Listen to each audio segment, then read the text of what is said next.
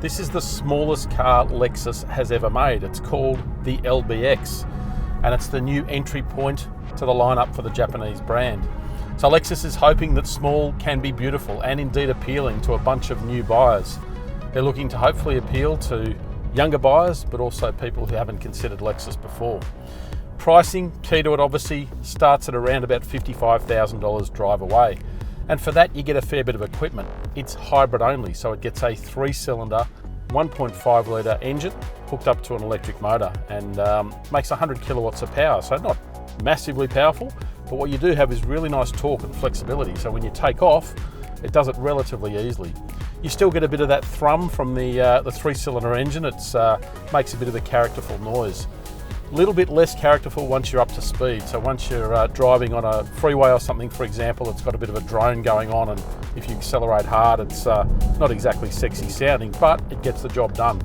And it's fairly economical. So you're looking at 3.8 litres of fuel per 100 kilometres. So you'll use a little bit more than that in everyday driving. We're sitting on 4.8 now, but certainly a fairly economical car. Underneath this LBX is something pretty familiar and very Toyota. It's actually a Toyota Yaris Cross in terms of the architecture and some of the key components beneath it. But it does make more power than that car, and where it really differs is inside, in the cabin. What you've got here is a far more upmarket car, and it really does live up to the expectations of a Lexus. So some of the finishes, the materials, even the top of the dash is quite soft, for example. You've got this sort of suede looking material, stuff that looks like leather, it's not always leather, a heated steering wheel, wireless phone charging, a whole bunch of equipment that for the money is actually reasonably strong. So the attention to detail is terrific. But I said earlier, this car's small, and it certainly feels small once you get past the front of the cabin.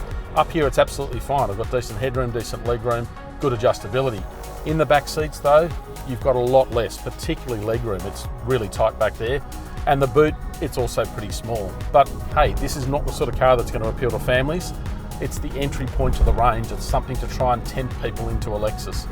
And for that, for the money, around 55 grand, it's pretty solid buying.